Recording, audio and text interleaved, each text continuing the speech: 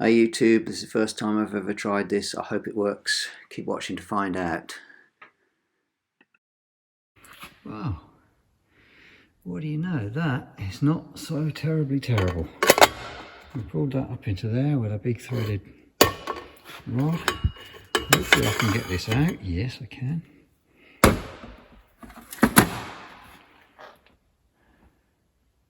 think we did the job.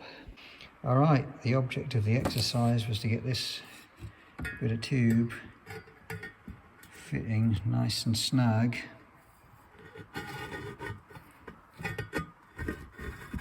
into here, and we did it at the appropriate angle. There is a little bit of scope for tweaking on the angle. I can tack weld that and line it up where it needs to be, but focus the shadows out of the way. I'm going to call that successful. I'm going to do a polish and a bead blast. I could put a little bit more of a chamfer on this inside edge here. So you want to see how this bit was made, and the mill with the boring head. This bit's I'm not perfectly happy with, done in the same way, but I might tidy that up a little bit, get it case hardened. That was just a simple bit of threading and a bit welded through the middle. If you want to see how it's done, keep watching. I'll do a very quick resume of what we did with the lathe mill and the boring head. Okay, you might remember this setup, and what we did with that is to cut both a radius and an angle on the end of this pipe. I had to tack it on to a bit of substantial stock to get it in the vise and hold it, but I managed to just swing the boring bar around it.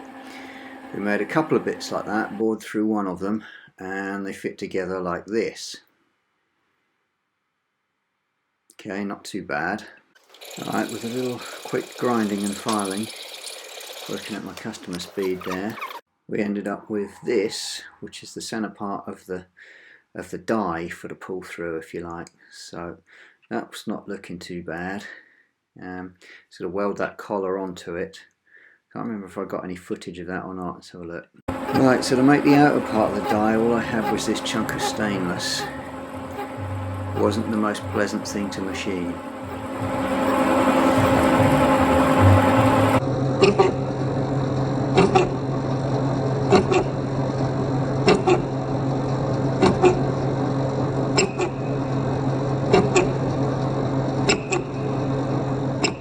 Alright, light cuts and coarse feeds was the only way to avoid the chatter, but I got there in the end.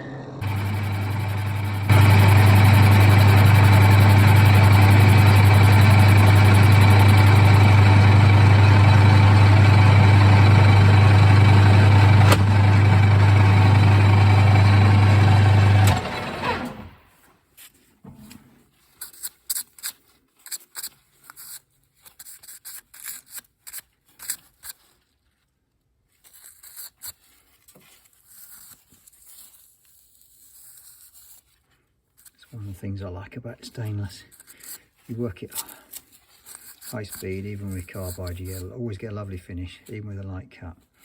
This boring head work was a bit chattery. Even that's not bad. Anyway, I bored out the inside here. This weird chunk that I made now fits in here. It'll be interesting to see what happens when I try and make it work. Alright, I've got to drill a fair way into this. And I think with stainless, I've put a squirt of good cutting oil in there. Some of this quite heavy rock hull SRS seems to be quite good. A shot of good cutting oil. I'm going to put the drill in, push through that first bit of squeaking, and then keep the pressure on until I have to clear the chips. On stainless, if you're not going too fast and you don't let up the pressure, it'll keep cutting and not get crazy hot and not rub and not work harden. So let's give it a go.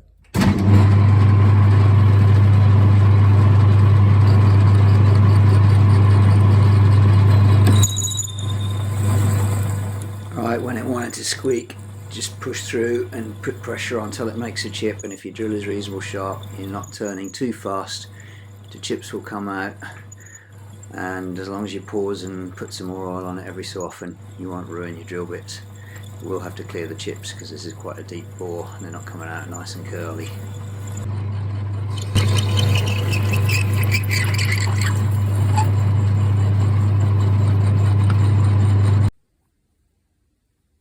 Alright, so what I've ended up with after all that cutting and scraping and grinding, two bits what fit together. This bit has a taper. And I'm hoping that I can draw this taper up through that hole using the outer bit and a guiding threaded rod through the middle of this. It may work, it may not. Stay tuned. Okay, this is going to be the rod that goes down the centre. I welded it into the male part of the die. I had to do the threading off camera. I'm sort of running out of time while I make these in my own time. I don't have that much of it, and editing and making videos takes a lot of time, but here's how it went.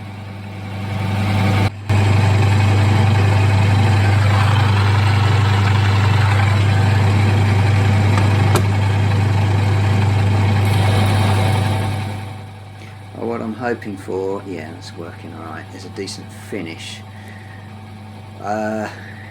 This final downrush is not super critical. I just want a slip fit. So I split my last cuts into heavy cuts, not try and sneak up on it with a 20 thou. That way with carbide you can have a good finish. So that's working. Alright, you can see a scratched area ahead of the tool, and that's where the chips are rubbing. With carbide, particularly with larger nose radius tools, if you try and take a light cut, they'll fall on the other side of the tool and ruin your finish, and that's one of the problems with these inserts. So nice heavy cut, check out my other videos, that will work for you. Alright, I need to part a bit off this, I made it a little bit long. Favourite parting tool, this Iscar. It's an insert tool. It has this kind of V-groove in the end of the insert there. I thought that was some kind of fancy gimmick for fancy steels. What it actually is to roll the chip slightly into a non-flat shape, which narrows it slightly, which means it doesn't jam in the groove. And I'll tell you what, it really works. This parting tool hasn't scared me once, so you know what's going to happen now. I'm probably going to break it. Let's give it a go. Always have a bit of love juice.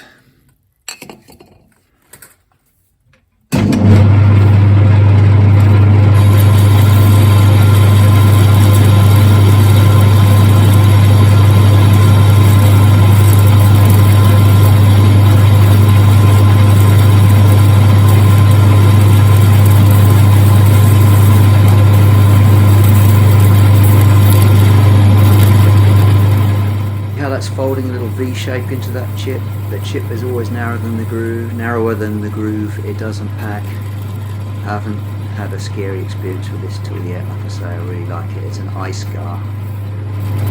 See how that chip fits in the slot without binding. I really like that.